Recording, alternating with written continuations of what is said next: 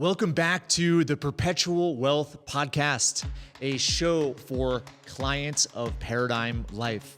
This season, we're empowering you to take control of your financial future using the core principles of the Perpetual Wealth strategy. Now, before we dive in, a quick but essential disclaimer. While this podcast is primarily for our valued clients at Paradigm Life, it's open to anyone interested in enhancing their financial knowledge. However, please remember that our information should not be taken as a direct tax, legal, or financial advice. We strongly recommend consulting with a wealth strategist at Paradigm Life or your financial team before making any decisions based on our discussions. Today, we continue our journey into cash flow, protection, and wealth building, the foundational principles of the Perpetual Wealth strategy. Let's dive in and explore how to optimize your wealth and achieve financial independence. Your journey continues now.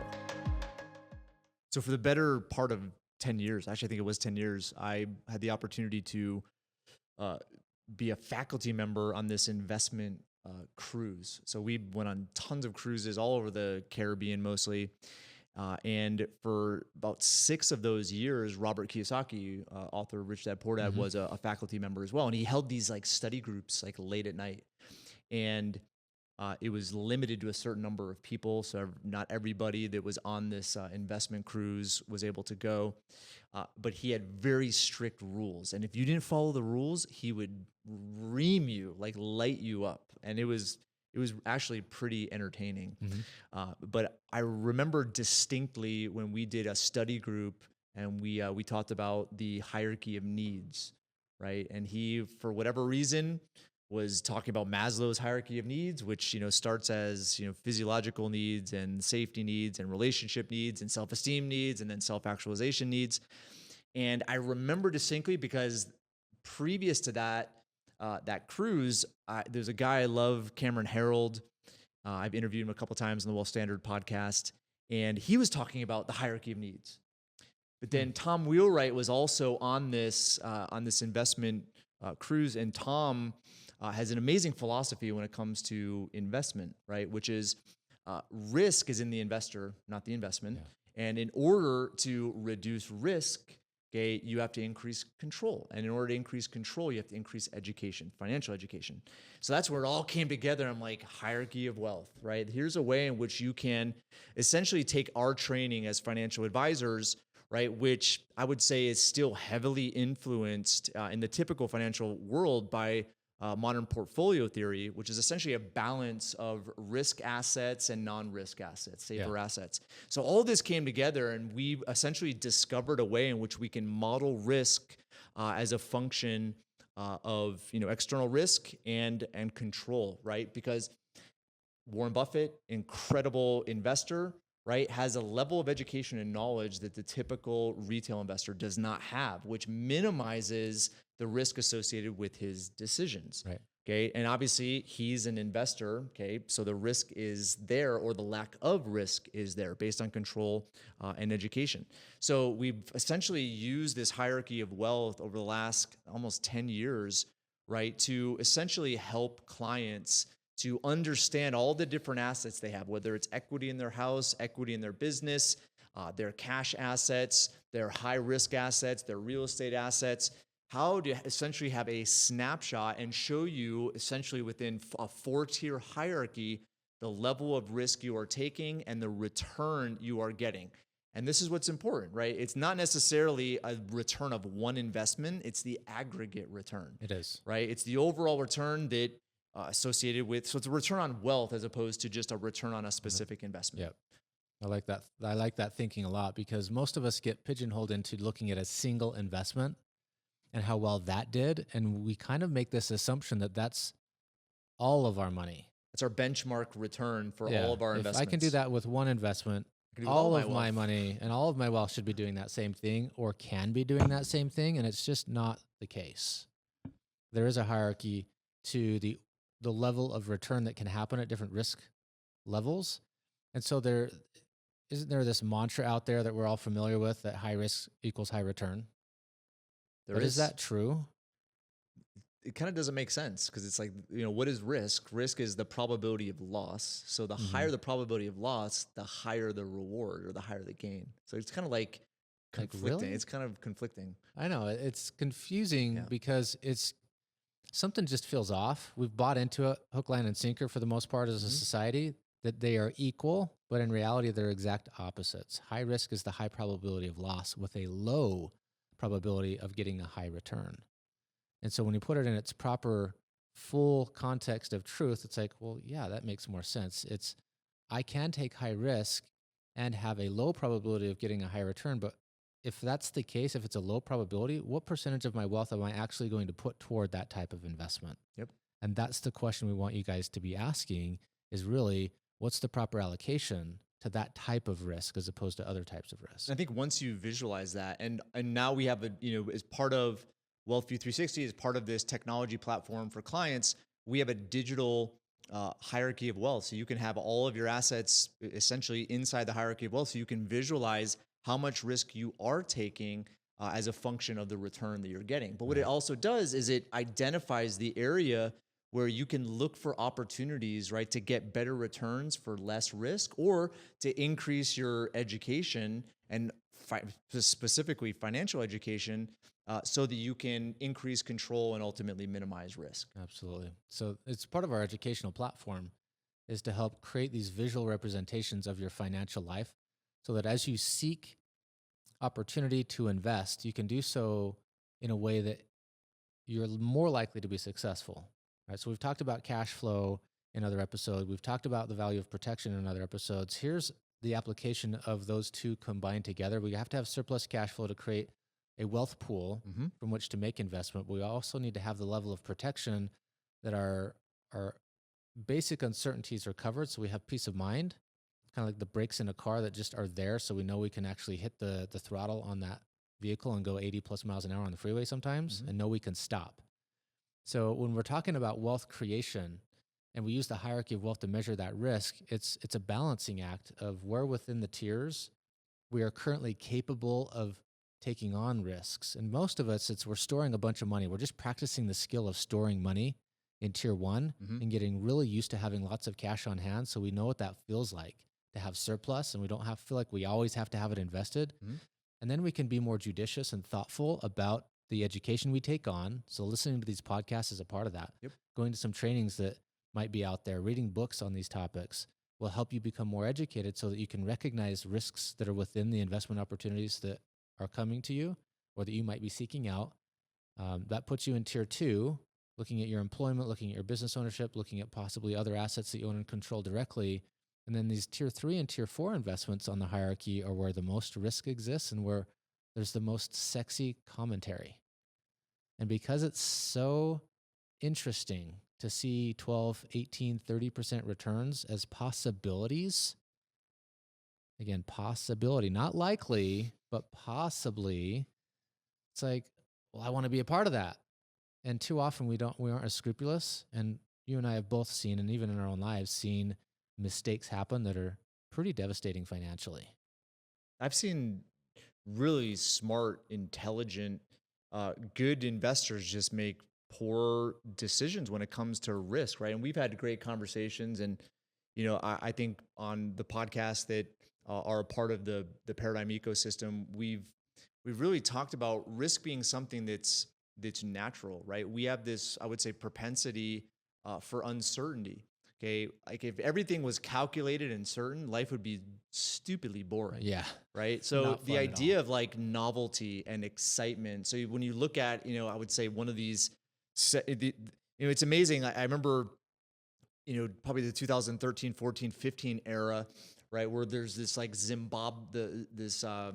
what was it called? The Iraqi dinar, right? Do you remember that? Because you were part of Wealth Factory at the time. Yeah. Right. And the Iraqi dinar was this like idea that, hey, if you buy all these like, useless, non-valuable Iraqi dinars, right?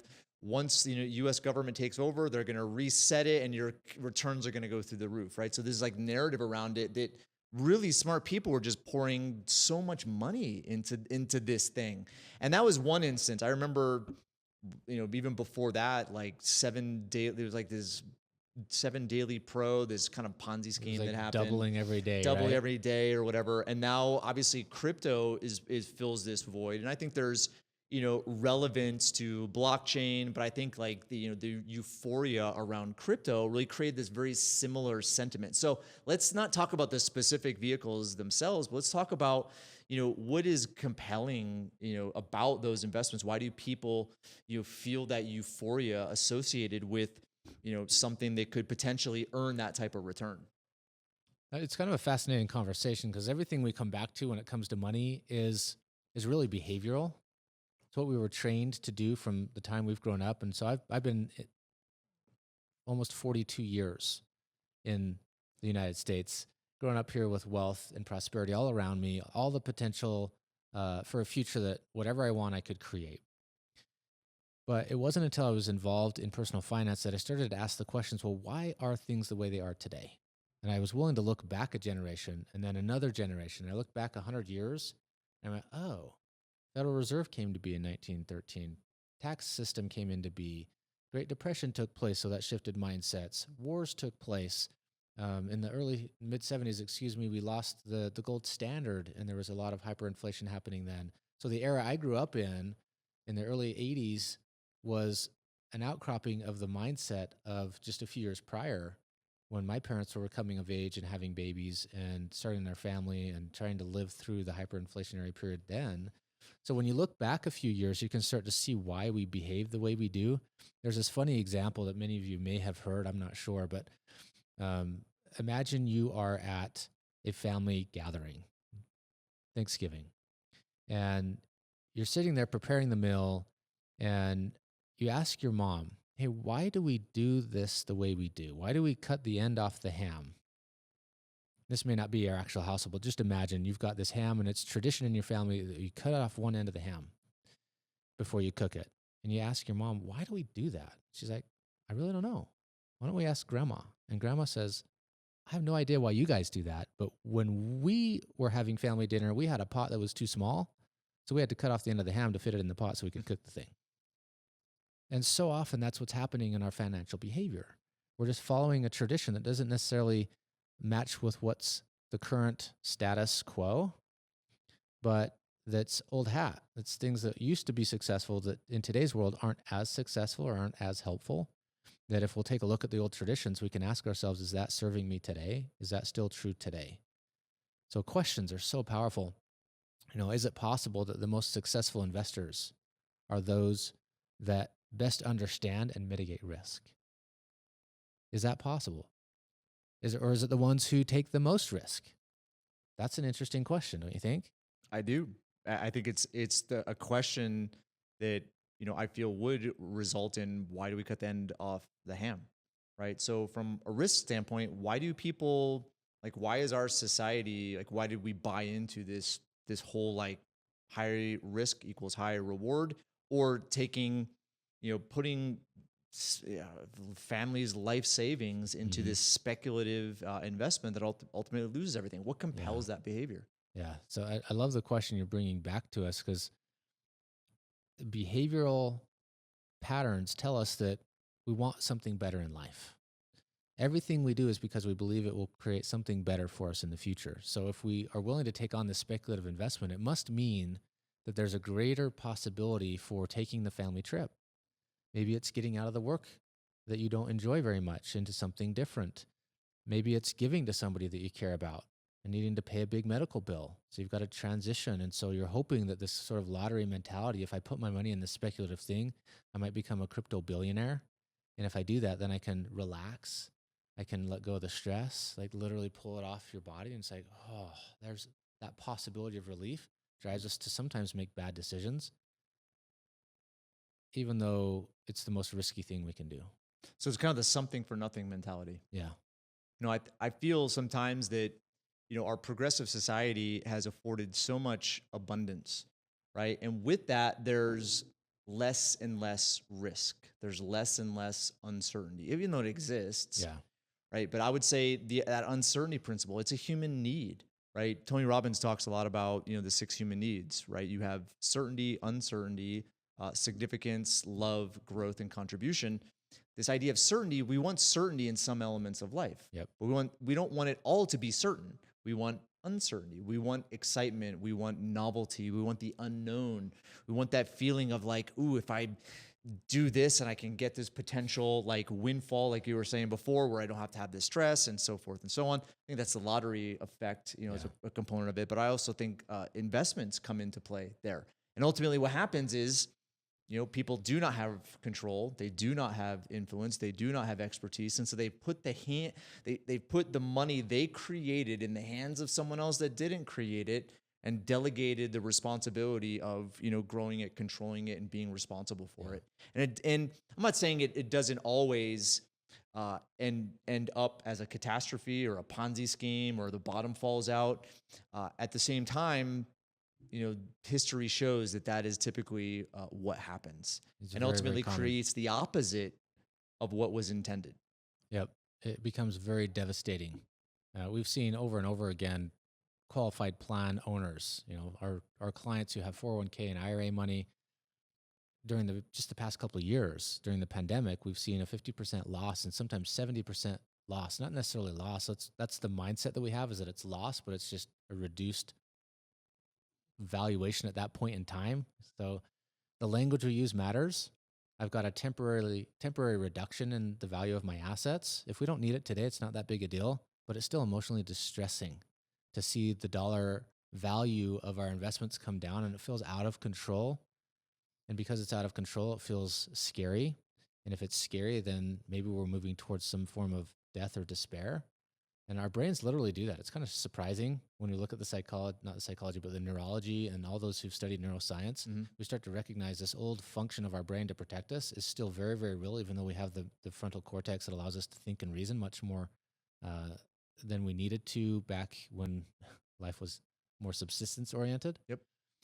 So the risks today are vast and varied, but can be easily mitigated, especially if we have some structure to how we organize those risks. And it's not to say that we don't take the risk, because I love a roller coaster here and there, but I'm not going to get on the roller coaster unless with 99.99% certainty it's going to work. And it's that 0.001 degree of uncertainty that suggests there's a possibility of death or disaster here that makes it fun and interesting and exciting. Yep. But everything else, the engineers have done the studies. It's been evaluated thoroughly. The braking system, the harnesses, all that stuff's in place. So all the certainty is there so that we can enjoy that one tiny piece of uncertainty that gives us joy and excitement and variety. No, that's a great example. I look at tools of self-evaluation are really important, right? If you have all of your assets on one page, right? Our tool, WealthView 360, which is on our website available for clients, it allows you to see things on one page. So you're able to evaluate what you have and don't have, and then align that with whatever your financial targets are, what you're trying to achieve financially. But I look at the hierarchy of wealth, and that tool is really valuable because what it allows you to do is assess the risk you have with all of your investments and see it really on one page in that hierarchy. And from there, again, it's the same question. It's all right, what risk am I taking for the return that I'm getting? Yeah. And how do I optimize, right, my returns and be conscious of the risk that I'm taking? Yeah. But ultimately, what we try to, direct clients, right, is with a perpetual wealth strategy, it's a protection of the quality of life. It's protection of that mindset of certainty. Because if you bring the mindset of certainty to uncertain situations, man, sky's the limit. But ultimately, when you have risk associated with the investments that you're making and you have no control over what's going on, okay, that feeling impacts areas of life that could potentially, lead to more money. So what we try to focus our clients on is, once you have your cash flow under control, once you are, spending everything you make past, the 20%, right? Save 20%, spend everything else. Have permission to spend that dollar. Yeah, exactly. Okay. What you do is you focus on, okay, where are areas that I have influence that I could invest in, okay, and maybe make more money, whether it's hiring somebody in your business, investing in a role that may not be part of your profit and loss as a business owner, okay, but making an investment in a role that could potentially lead your business to greater levels. Or it could be in your profession. How can you take training or get a certification or pursue something that's passionate, that you're passionate about, right? And ultimately increase your earnings by 5, 6, 10% per year. And looking at that, we've done the math around it, right? And show that the potential for wealth and gains is a multiple of trying to earn 10, 15, 20% inside of some investment. It's profound. I'm not saying that you don't pursue what you pursue this and don't pursue that. What I'm saying is like, okay, with the hierarchy of wealth, it allows you to actually see the risk that you're taking so that you can understand, okay, how can I minimize that risk by gaining more education and having more influence and control? Or how can I maybe reposition that money so it brings me more certainty in my life so that I can go out and maybe pursue an avenue of income production, right? There would be something that you do have some passion behind, and ultimately some expertise and experience and ultimate control. So, I mean, just as you said earlier, that Tom Wheelwright taught you that risk is in the investor, so is wealth, right? Isn't wealth That's a good point. Truly within the person? Your understanding of how to create wealth, which ultimately is a function of solving problems. If we can solve problems, create value in society, why is Jeff Bezos, Elon Musk, and others so wealthy? It's because they're solving huge problems for society. The bigger the problem, the bigger the payout. So if we're solving problems for our employers or our clients or customers that are big, we'll get paid in commensuration with the problems that are being solved. So think about that. If you want to create more wealth, the place you have the greatest control is in your own ability to create it by being a better version of you, by getting the training, by seeking either other employees who pay you more for the same work, or within the same employer that you're working with, seek promotion, by solving the problems of those above you and helping them look good so that you can make more income. And oftentimes, one of the things we evaluate is the actual compounding nature of our own income. I've helped some of my clients see this, and they're over 2 or 3 years, they've had income increases that move them from 60, 70,000 a year to 150,000 a year. If you compound that over time, we're like 50% increase over just 2 years, 25% a year compounding growth. It's on huge. Being a better version of you. It's kind of a big deal. And we're already, most people are getting the customary, 3%, 4%, cost of living increases per year. So we're talking maybe double, triple that. Okay, that is possible, right? But I would say ideally it comes from investing in yourself, but investing in areas where you have interest, right? You have passion. Yes, there's some sort of drive behind that, because we're all unique, right? And oftentimes people don't consider themselves an asset, right? But I would say we're the ultimate asset because the wealth that you have created, whatever investment you have, whatever equity position you have, whatever financial tool or product you have, the money, to actually have that came from you, and it came from not spending it, right? You defer the spending, but now you've taken what you produced, and put it into that area.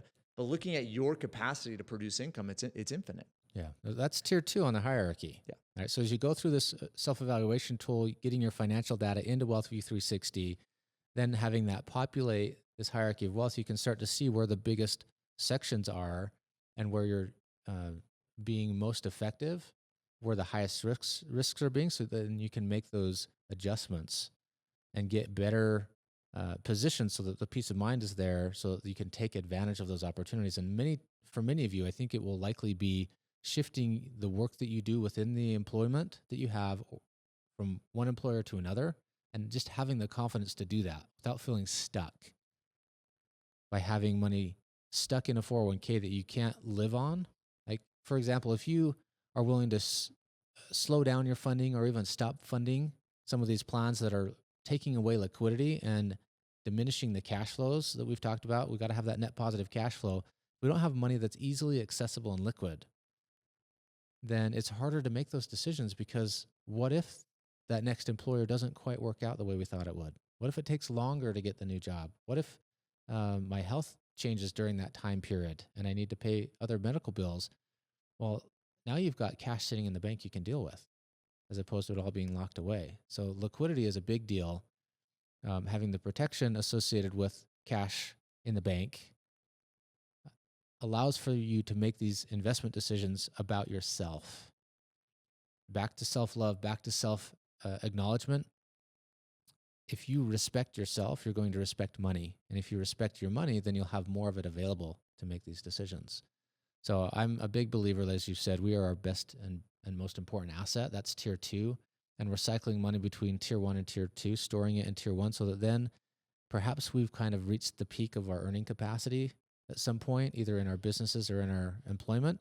Well, it's then that we start to seek out the knowledge and the mentors, and like that cruise that you were on for 10 years, that's where new opportunities in other people's businesses, we might be willing to take on something like that and try it out, but not with all of our money, with a portion, right? A percentage that's commensurate with our overall asset allocation. Yeah, one of the things we'll probably end with this example, obviously with whole life and how we advocate the wealth maximization account, which is high cash value whole life, right? It's in a class of its own, right? It plays so many different roles, right? So that's why it's somewhat hard to compare to an investment or to a savings vehicle, right? Because you're just comparing one characteristic.